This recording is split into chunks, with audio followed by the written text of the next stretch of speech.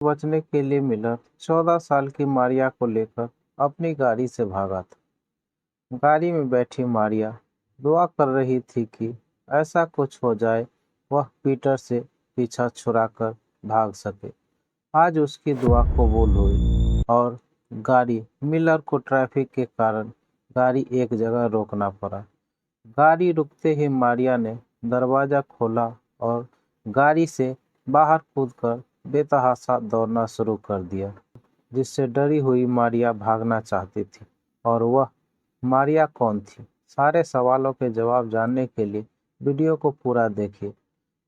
यह कहानी एक सामाजिक आपराधिक समस्या को टटोलती है।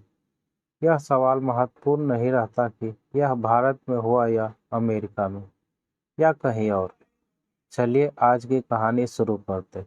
इससे पहले हमारे चैनल पर नए हो तो चैनल को सब्सक्राइब कर लीजिए।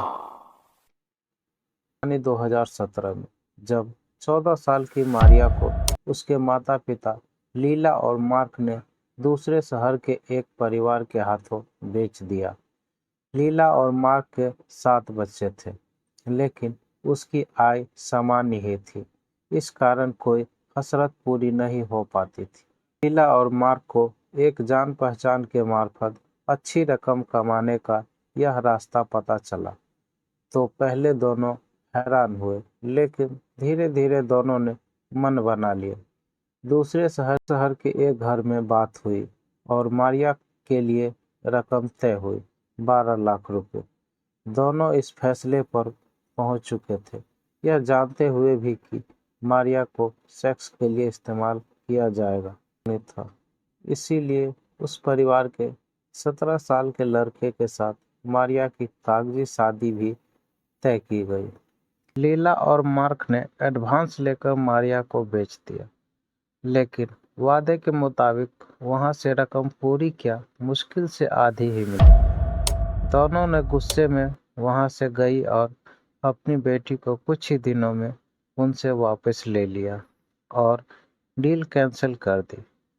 बिचौलियों को भी खरी खोटी सुनाई तो उसने एक और पार्टी किसी और शहर में बताई और वादा किया कि इस बार ऐसा कोई धोखा नहीं हो। दूसरा सौदा तय करने तक मारिया को मार्क ने अपने पेरेंट्स के घर छुपा रखा और रिश्तेदारों में भाई लगने वाले मिलर को लालच देकर पूरी निगरानी रखने के लिए कहा। इधर मारिया की सौदेबाजी में मार्क और लीला इधर उधर चक्कर लगा रहे थे। वहीं एक महिला ने शक के आधार पर पुलिस में शिकायत कर दी कि एक लड़की के साथ कुछ गलत हो रहा है। पुलिस तफ्तीश करती हुई जिस दिन मार्क के पेरेंट्स घर पहुंची, उसी दिन मारिया को मिलर कहीं लेकर गया हुआ।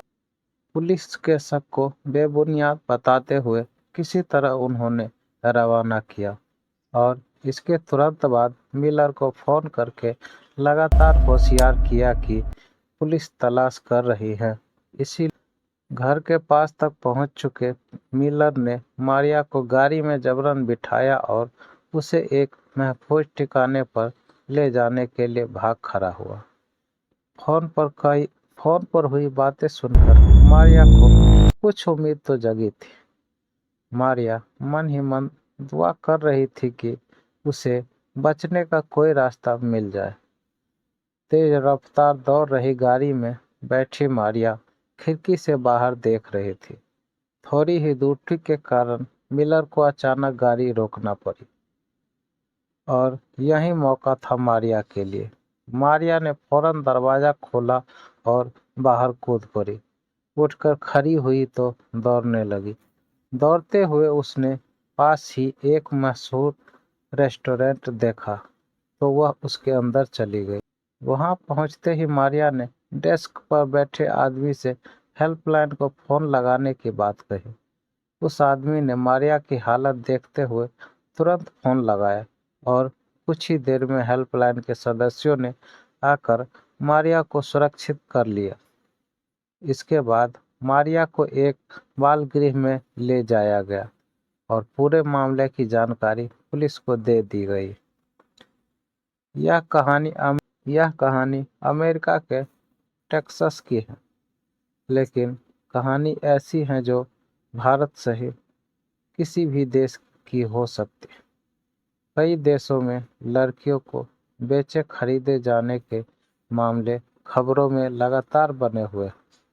कहानी में पीड़िता के वास्तविक नाम का खुलासा नहीं किया गया। अमेरिका में एक दंपति स्टीवन मार्क और लीला मिलर को साल 2017 के जनवरी महीने में गिरफ्तार किया गया, जिन पर आरोप है कि उन्होंने अपनी 14 साल की बेटी का 2 बार सौदा किया। हालांकि मार्क का कहना है कि यह आरोप बेबुनियाद है और उसकी पूर्व पत्नी ने उसे फंसाने के लिए इस तरह शिकायत दर्ज करवाई। वहीं पुलिस तफ्तीश और कुछ एजेंसियों की जांच में लड़की की खरीद फरोख्त की बात सामने आई, लेकिन मामले की जांच अभी जारी लगेगा। लेकिन इस बात से इनकार नहीं किया जा सकता कि भारत सहित कई देशों में नाबालिग लड़कियों के सौदे किए जाते हैं और उन्हें सेक्स गुलाम बनाया या सेक्स के धंधे में इस्तेमाल किया जाता है। यह कहानी कैसी लगी कमेंट में ज़रूर बताइए, और अच्छी लगी हो तो एक लाइक कर दीजिए, और हमारे चैनल पर नए हो तो चैनल को सब्सक्राइब कर लीजिए। धन्यवाद।